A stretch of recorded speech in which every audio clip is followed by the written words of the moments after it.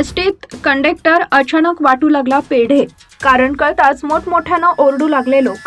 शिराळा आगारातून मुंबईकडे निघालेली दुपारची एसटी पुणे बंगळुरू महामार्गावरून वेगानं धावत होती.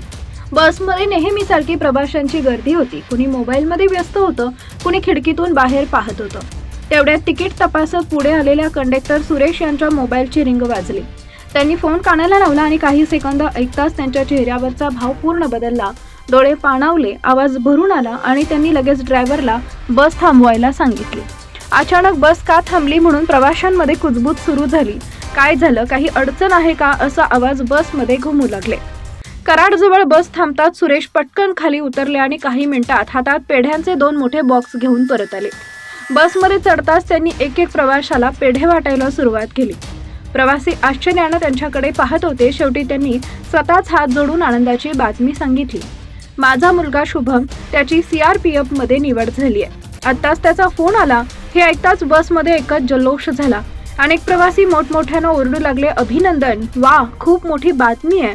काही क्षणात संपूर्ण बस टाळ्यांच्या आवाजानं दुमदुमून गेली. अनेक वर्ष एसटी मध्ये कष्टाची नोकरी करत सुरेश यांनी मुलाला शिकवलं होतं. उन्हात पावसात ड्युटी करत त्यांनी मुलांचं स्वप्न पूर्ण करण्यासाठी मेहनत घेतली आणि त्या मेहनतीचं फळ त्यांना या कॉलमधून मिळालं होतं. वडिलांच्या चेहऱ्यावरचा आनंद पाहून बसमधील अनेक प्रवासीही भावुक झाले. काही महिला प्रवाशांनी शुभमसाठी आशीर्वाद दिले, तर काहींनी सुरेश याचं अभिनंदन करत त्यांच्यासोबत फोटो काढले.